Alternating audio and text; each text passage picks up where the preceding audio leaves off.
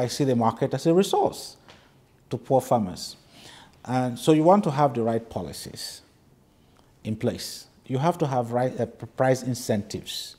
You want to have competitive local markets. I keep emphasizing on the need for national governments to provide the right institutions so that farmers have access to competitive local markets. When your local markets are not competitive and farmers do not have access to them because of poor institutions and poor infrastructure, then they are faced with cheap products that come from outside, and oftentimes of less quality. So putting the right policies, the right incentives, the right infrastructure, the right institutions, what we call local institutions that support their financial structures, local financing institutions where they can get microcredit or rural credit of $5 or $50. We're not talking about $1,000 for small farmers. So these are the issues that make farmers like in Benin, as you mentioned, you know, there's no incentive for them to produce.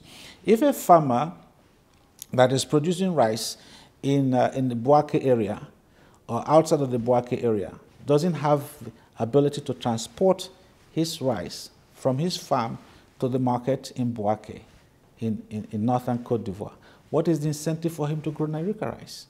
If the farmer in Bouaké is not able to transport his rice to Yamoussoukro, where perhaps there's a bigger rice market, what is the incentive for him to grow more rice? So you need to have infrastructure. Fortunately, the examples I'm giving are not right because the road between Bouaké and Yamoussoukro is very good.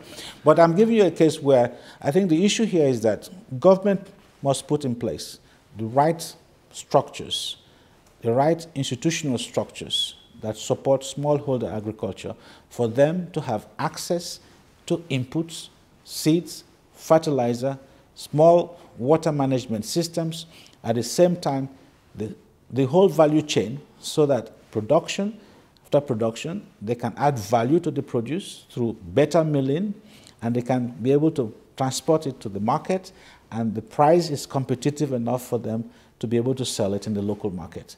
I think it's the whole value chain approach. And until we're able to get it right, you know, we continue to have these perennial problems because these were the problems 15 years ago, 20 years ago, and they still remain unsolved.